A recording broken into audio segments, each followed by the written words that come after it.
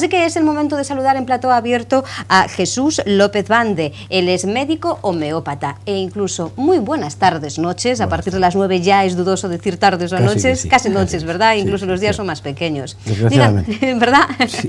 Díganos entonces, ¿se nota que a partir de ahora son muchas las personas que acuden a una clínica como la suya, a una consulta como la suya, buscando perder los kilos que se ganaron en el verano?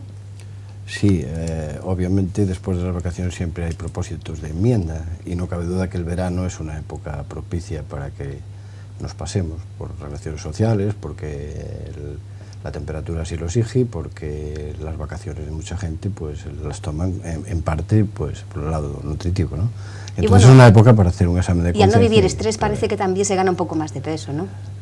Digamos que eso es relativamente incierto. El estrés generalmente aumenta de peso. El 90% de las personas con estrés aumenta de peso, no disminuye. Pese a la creencia popular de lo contrario. ¿Y por qué a veces tenemos la impresión de que es lo contrario? Pues porque disgustos de tipo familiar, que son puestos en la misma balanza que el estrés y que no tienen nada que ver con el estrés, es decir, estados de ansiedad o de angustia o de pena, producen un aumento de las necesidades nutritivas.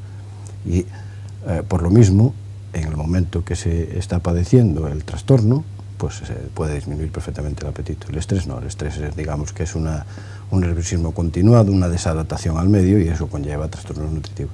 Doctor López Bande, más o menos, ¿cuánto podemos engordar durante el verano? ¿1 o 2 kilos? O incluso hay personas que engordan más, ¿se puede engordar incluso más? Sí, más, y sobre todo esto es una buena puntualización.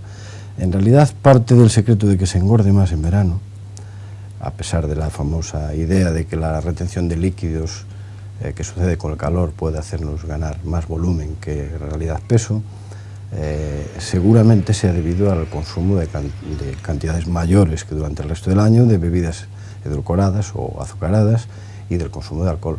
No cabe duda que el verano, pues las cervezas, el salir de vinos, se hace con mucha más frecuencia. Y el picoteo, e incluso hay quien acude más, pues eso, a la playa a lo mejor, los bocadillos, el pan. En cambio se considera que empieza a perder también importancia en la dieta el pan. Bueno, la importancia en la dieta occidental actual del pan es muchísimo menor que, pongamos por caso, el año 1800, donde era, pues, una familia media consumía por persona 840 gramos de pan. Hoy día podemos situar la media en 125, en algunas ocasiones incluso menos.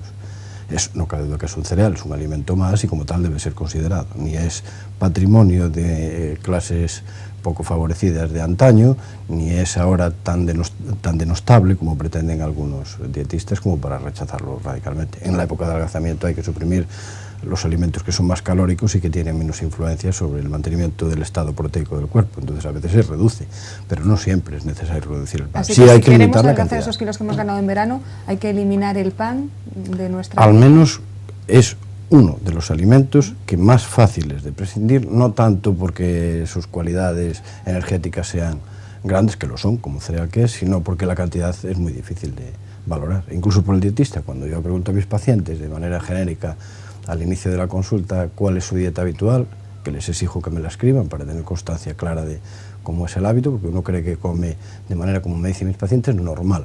Y yo todavía en mis 25 años de experiencia no sé qué es una dieta normal para los pacientes. Lo normal es por sus costumbres, por sus hábitos, por su genética. No olvidemos que un niño hoy día, cuando nace, tiene un 10% de posibilidades de ser obeso. Si uno de los padres es obeso, tiene un 40%. Y si los dos padres son obesos, el 80%. Son estadísticas poco extrapolables a nivel general, pero sí a considerar. Eso quiere decir que la alimentación moderna está escorada hacia el demasiado consumo de hidratos de carbono, que unidos al sedentarismo aumentan el peso. Si eso añadimos el consumo de alcohol, bebidas refrescantes con mucho azúcar, helados y autopremios que nos damos, porque la comida pues está para ser utilizada. Siempre que se utilice en la justa medida, el pan no es un alimento más.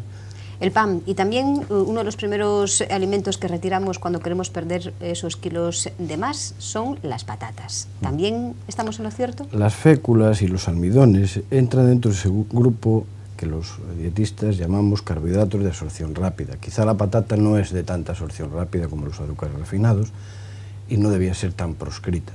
Quizá, y siento ser pesado, la clave está en utilizar los aceites en menor medida, es decir, no hacer las patatas fritas sino cocidas. Esa sería una de las claves. Las patatas fritas son una grasa mezclada con hidrato de carbono, entonces es más fácil que produzca aumento de peso, sobre todo porque las cantidades son muy difíciles de valorar. Para una persona, cuando en alguna de las conferencias o cuando doy clase al respecto, siempre surge la polémica de qué es una ración.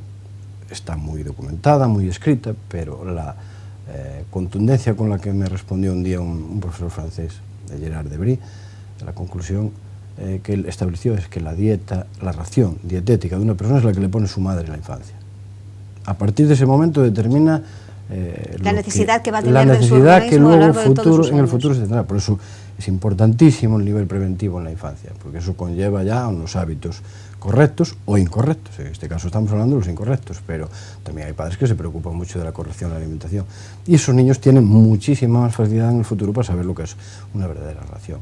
Cuando alguien me pregunta, doctora, ¿y puedo comerme varios yogures? Mi respuesta ecléctica es decirle, bueno, cuando han establecido que una ración de yogur tiene ese tamaño, es por algo. Que uno se pueda tomar el doble de ración también vale. Pero en realidad una lata de sardinas pequeña es una lata de sardinas. Podemos comer 4, pero en realidad cuando se envasó en una se estableció más o menos una dieta estándar para una persona estándar. Lo cual no quiere decir que nos pasemos. Doctor López Bande, ¿qué nos puede decir de esas dietas milagro que no solo se emplean antes de verano, sino también después de verano? Parece que ahora también están de moda. Siempre estuvieron de moda porque una persona normal y corriente acude a lo más inmediato, lo más rápido, lo que le han dicho y a ser posible con el menor esfuerzo. Entonces creen que esas dietas desequilibradas o que se pasan de unos a otros pues pueden ayudarles. Obviamente eso no se consigue tan fácil. La dietética es una ciencia todavía controvertida en el momento actual, es una ciencia joven. Podemos decir que desde 1780 que Lavoisier estableció los principios de la dietética y de la nutrición. Antes era subsistencia. Entonces entenderéis que en la controversia actual de la dietética la parte más burda y absurda es las dietas llamadas milagro. Primero, el milagro es que la gente sea capaz de hacerlas, porque son monótonas, atrevidas y ridículas. En segundo lugar, ¿por qué se llama dieta milagro? Porque creen que van a conseguir un efecto espectacular en poco tiempo. ¿Desde cuándo el cuerpo humano se puede permitir el lujo de perder 3, 4, 5 kilos en una semana? Eso está en función del sobrepeso que uno tiene y del ritmo metabólico. Ni siquiera una persona proponiéndose hacer un ayuno absoluto es capaz de adelgazar lo que quiere, porque el metabolismo tiene un ritmo y ese es el que hay que respetar. Por eso las dietas deben ser individualizadas y no debemos olvidar que alimentarse es una cosa y nutrirse es otra. Entonces la dietética es la puesta en relación de la alimentación y de la nutrición de los principios científicos al uso cotidiano de la salud de las personas, pero también de la enfermedad. En ese caso pues acuñamos otro nombre, dietoterapia, pero la dietoterapia y la dieta en realidad siguen los principios de conservar la salud de la manera mejor. Entonces una dieta milagro, que es lo que me preguntáis, ni es milagro ni es una dieta, ni está escrita por médicos, ni tiene base científica. Y como dijo Tácito, lo que la experiencia no demuestra, lo demuestra el tiempo. Y al tiempo me repito, hay gente que ha hecho dietas milagros y que acude a mi consulta desesperado porque ha hecho la de la pilla, la de la alcachofa, la de la revista Cual, la de la Clínica Mayo, que no existe ni con tal nombre, ni es real. Entonces, son dietas que aparentemente son rápidas, que es lo que buscan muchísimas personas y que después hacen lo que se llama el efecto boomerang. Se vuelve a recuperar otra vez el peso, si no se recupera más. Si se han dado cuenta a lo largo de la conversación, Jesús López Bande, como médico homeópata, hablaba de sus 20 largos años de experiencia. A él vamos a preguntarle ahora, después de toda esta experiencia que usted tiene, ¿nota que después del verano se acude más a las clínicas para adelgazar, a una consulta como la suya, que incluso antes para hablar y referirse a la tan manida operación bikini?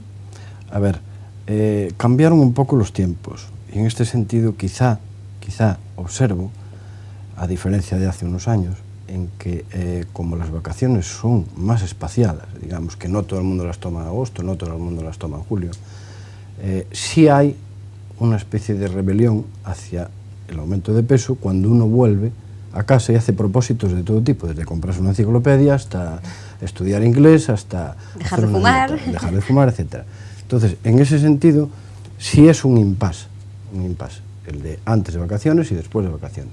Quizá en septiembre un poco más de afluencia a las clínicas de adelgazamiento, seguramente, en razón sobre todo operativa. En agosto la gente está de vacaciones. Nos lo vamos también con más tiempo, ¿no? Si queremos bajar. Sí, seguramente sí, aparte que es una época adecuada para los propósitos de enmienda, como digo. Quizá El de antes del verano es otro motivo, el que surge en febrero, marzo, abril, cuando el tiempo empieza a merecer la pena desprenderse de parte de la ropa y uno se da cuenta, desgraciadamente, de que ya no está en el peso que uno quería. Que el peso no es más que una demostración de que algo va mal, pero en realidad la dieta lo que sirve es para que uno esté en el mejor estado de salud posible. Y en ese sentido yo creo que debemos de influir más en el aspecto cultural, social, que en el aspecto puntual de una vuelta de vacaciones o una huida. Obviamente, si eso sirve para motivar la vuelta de vacaciones o después de las Navidades, encantados, porque al menos tienen 2 épocas del año donde se preocupan, ¿no? Claro. Son palabras de un especialista, un médico homeópata llamado Jesús López Bande. Muchísimas gracias por estar con nosotros y le esperamos a lo largo de esta temporada, no nos falle. Muchas gracias. Gracias. Gracias. Bueno.